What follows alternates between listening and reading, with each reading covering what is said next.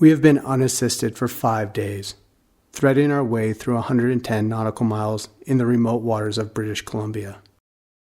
From the first strokes of our oars as we departed Sullivan Bay on day 1, the trainees have been in charge of all route planning and navigation.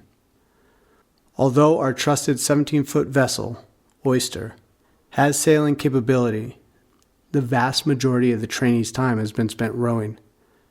And now on day 6, their bodies feel it as we break camp. This training expedition is meant to have hardships.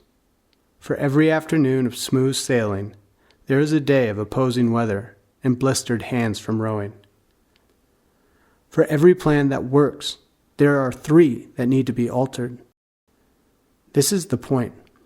It's why we operate in this area, and why we supply little more than paper charts, a VHF radio, and tidal tables.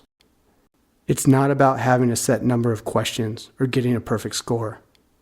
It's about adaptability and problem solving, collaboration and grit. These are the qualities of true mariners, and what the trainees need to understand before working on our freighters in Western Alaska. So we have them live it.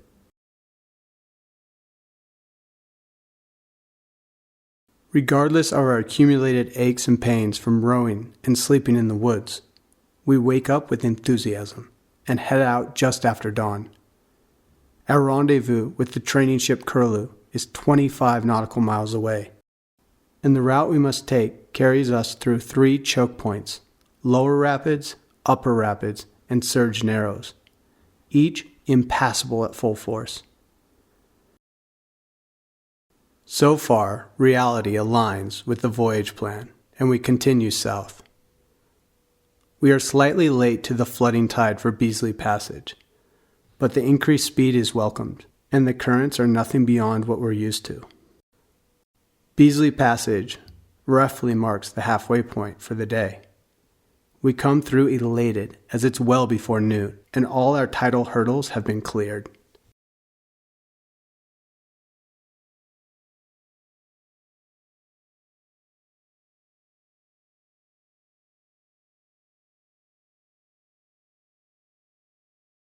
It's only at the bottom of Hanskin Channel that we are met by opposing seas and wind, and realize the second half of the day may not go as smoothly as the first. With waves from one angle and the wind from another, the seas are confused and impossible to row in. Our only option is to tack back and forth until we get in the lee of Marina Island to the east. Whatever hopes we had of an easy last day are gone. For every mile gained towards our goal, we have to sail 3. We keep at it for hours and eventually get close enough to Marina Island to switch the oars. Finally, our bow gets pointed to where we need to go. There's no hiding it in our faces now. We are spent. Spent from the previous 5 hours in confused seas and spent from the days before. Every stroke needed to cover the remaining 3 miles carries with it celebration and some agony.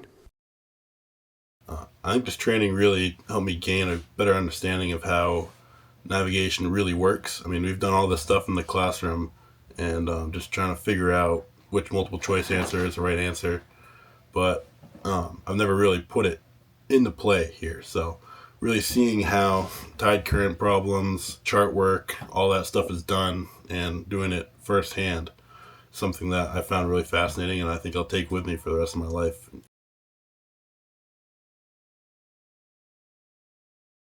We turn into Gorge Harbor and catch sight of the Curlew, our finish line, and our salvation. The trainees have earned this. They've worked through squalls, heavy seas, and wind in all its forms.